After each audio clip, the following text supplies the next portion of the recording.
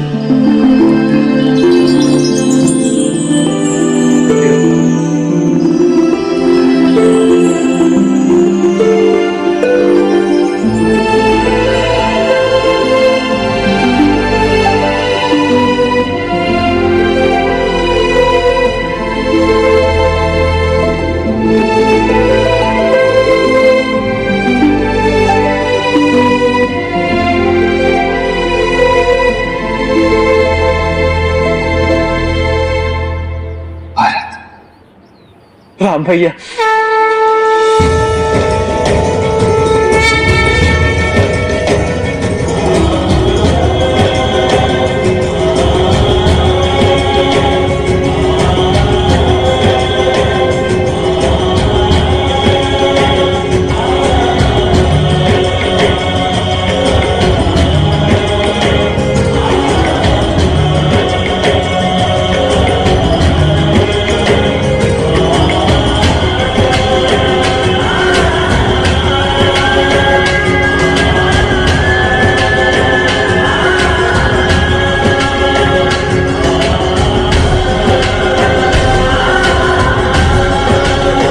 ऋषिवर, मैं आजीवन आपका ऋणी रहूंगा। आपने मेरे भाई के प्राणों की रक्षा की, मेरे भरत के प्राणों की रक्षा। यदि आपके लिए कुछ भी कर सकूं तो मेरा सौभाग्य होगा। आदेश करें। हे रघुकुल नंदन श्री राम, आप इक्ष्वाकु वंश के प्रतापी नरेश राजा दशरथ के पुत्र राम।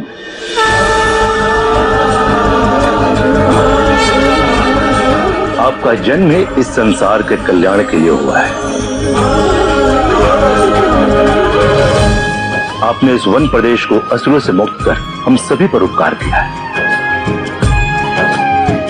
मैं आपको क्या आदेश दे सकता हूं? आपकी सहायता कर सका ये मेरा सौभाग्य है।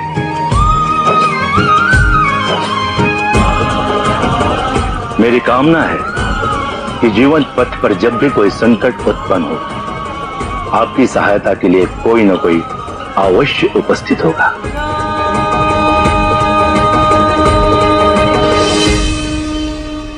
कल्याणमस्तु।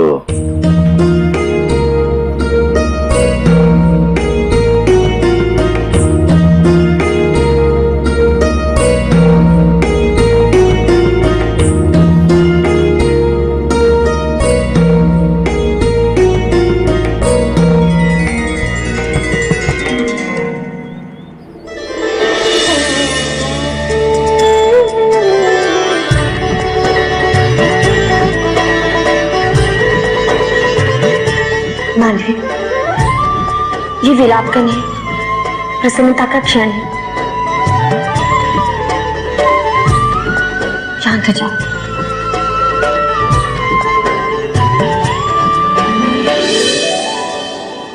पुत्र राम, हमें शीघ्र यहाँ से प्रस्थान करना होगा। ये वन अत्यंत अशुभ और अनिष्टकर है। अधिक समय तक यहाँ ठहरना उचित नहीं होगा। और फिर अयोध्या पहुंचने से पहले हमें पुत्री शांता से भी भेंट करनी है। यात्रा लंबी है। आइए। अवश्य।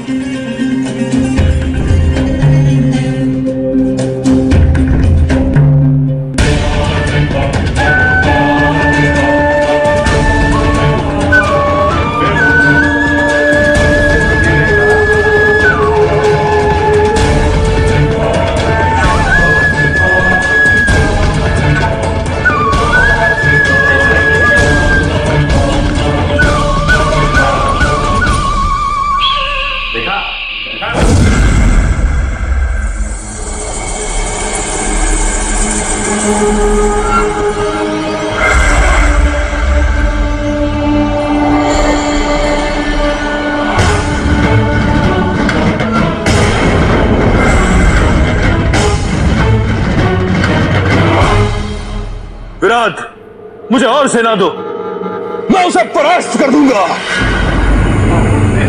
नहीं महाशांबर, इतने व्याकुल मत हो। लेकिन वो दंडक पार कर गए तो हम कुछ नहीं कर पाएंगे। महाशांबर, युद्ध में विजय वही जो अपने शारीरिक बल से अधिक बौद्धिक बल का प्रयोग करे।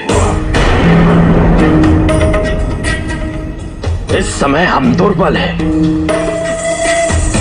उसने हमारी इतनी सारी सेना का नाश कर दिया, इसलिए अब हमें उचित समय की प्रतीक्षा करनी होगी। जब तक हम राम का वध करने के लिए पर्याप्त तैयारी नहीं कर लेते। पर तुम चिंता मत करो, समय आने पर प्रतिशोध अवश्य पूरा होगा।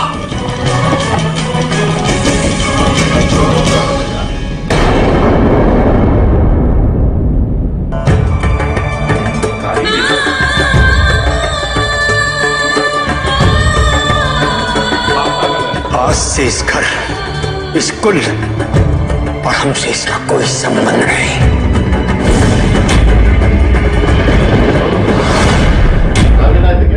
मंदोदरी माँ, आज से इस कुल के लिए कलंक है और मैं इसे कभी देखना भी नहीं चाहता।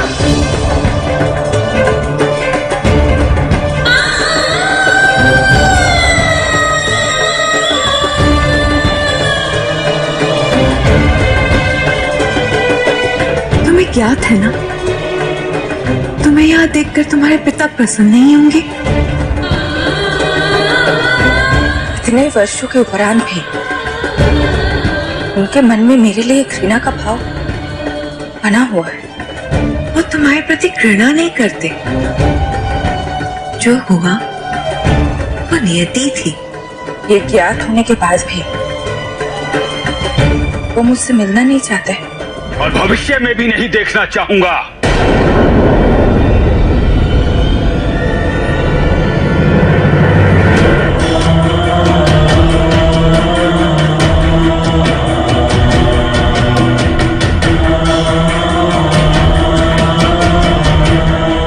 पिताजी, मेरे स्वामी लंकापति रावण के प्राण संकट में है। आप तो मेरे पिता है ना। पिताजी, मेरी सहायता कीजिए। कृपा करके मुझे बताइए, वो अमृत कलश कहाँ है?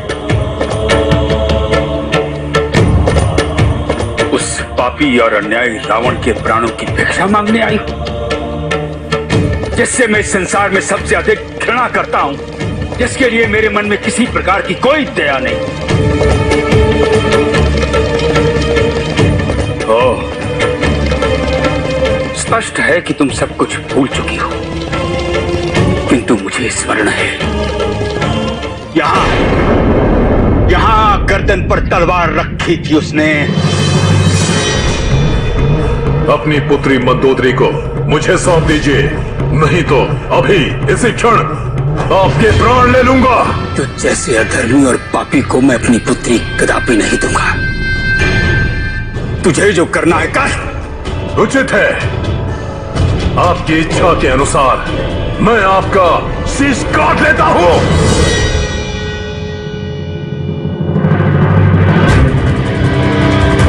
लंकेश! लंकेश! मैं आपके साथ चलूंगी लंकेश। ये तुम क्या कह रही हो मंदोदरी? यदि तुम इस विधर्मी के साथ चली गई तो मेरा शीश सदैव के लिए झुक जाएगा। लंकेश! आपने क्षमा कर दीजिए लंकेश।